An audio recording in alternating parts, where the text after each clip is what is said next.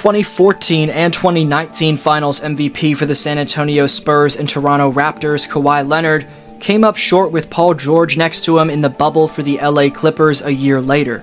Tragically, the postseason run after that saw the Claw tear his ACL, forcing him to sit out all of 2021-22.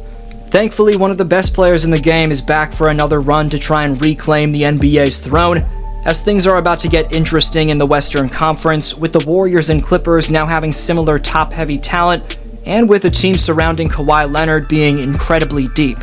A mid-range assassin, the best lockdown perimeter defender when he's 100%, and debatably the clutchest player in the world, which he's proved both north of the border and in the Alamo City. Now Kawhi's in shape to put the City of Angels on his back and make a legitimate California rivalry with the Golden State Warriors. Here's why Kawhi Leonard's return should scare the NBA. Before that, leave a like on this video for more content, subscribe and turn on notifications if you haven't already, and further support the channel by following me on Instagram and Twitter at DFlowHoops. Now into the content. In a video put together by the Clippers Twitter page, Paul George mentioned that Kawhi Leonard looks to be in mid-season form. Judging off the tape on your screen right now, which takes place 4 months ago back in April, Kawhi's legs seem fresh and about fully ready for game action. But bouncing back from the most devastating injury that NBA players typically go through in an ACL tear is no joke, of course, and gaining the amount of strength that Kawhi currently seems to have in this clip of him from a few weeks ago was definitely physically and mentally grueling. Given Kawhi was playing at such an incredibly high level before he went down, and even before that in 2020's bubble, then a year prior to that winning the Raptors franchise its first ever title, that's going to make it even tougher for the fun guy to gain full form. Kawhi became not merely the best player in the world at the time, but the best player of all time for a 3-month sample size 3.5 years ago. This time frame saw Leonard strap the entire country of Canada on his back and will them to one of the most unforeseen miracle runs in the history of the NBA. Through 24 2019 playoff outings, Kawhi's nickname went from the Claw to Boardman Gets Paid, as he led the Raptors during the postseason in rebounds per game at 9.1, in points per game at 30.5, and in steals per game at 1.7. In player efficiency rating, Kawhi was 11 points ahead of the second-ranked Raptor Pascal Siakam in that area with a PER of 28.8. Kawhi's shooting split during the historic postseason run was 49, 38, 88, and his true shooting was at a fiery 62% clip.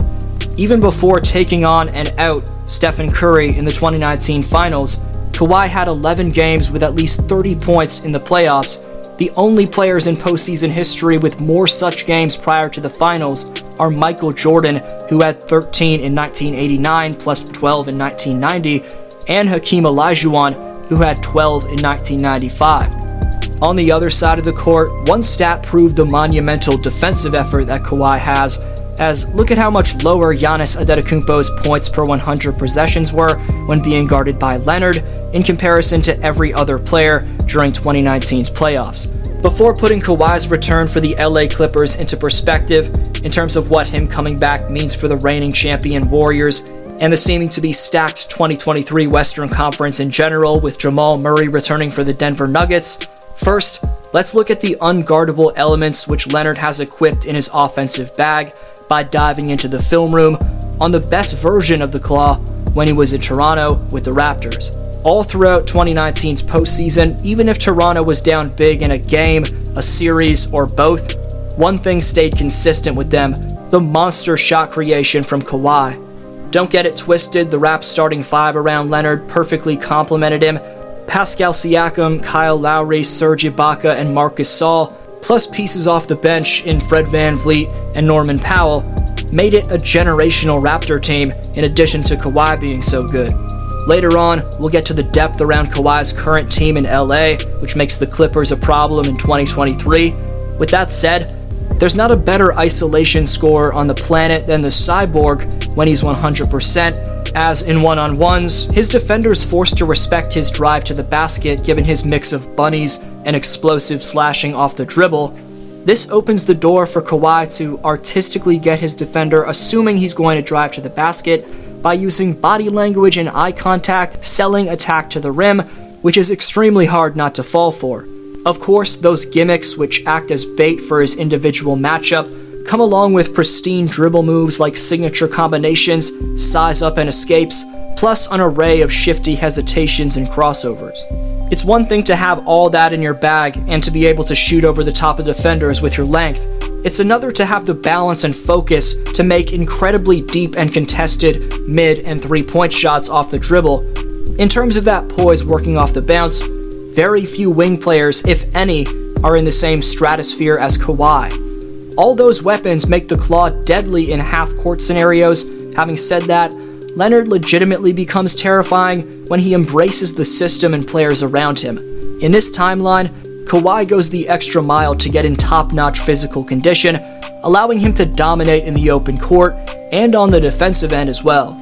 In other words, Kawhi's naturally gifted shot-creating balance and mind-blowing athleticism, mixed with the guy 100% buying in, make him the best two-way player in the world, but it takes a lot to make said buy-in happen.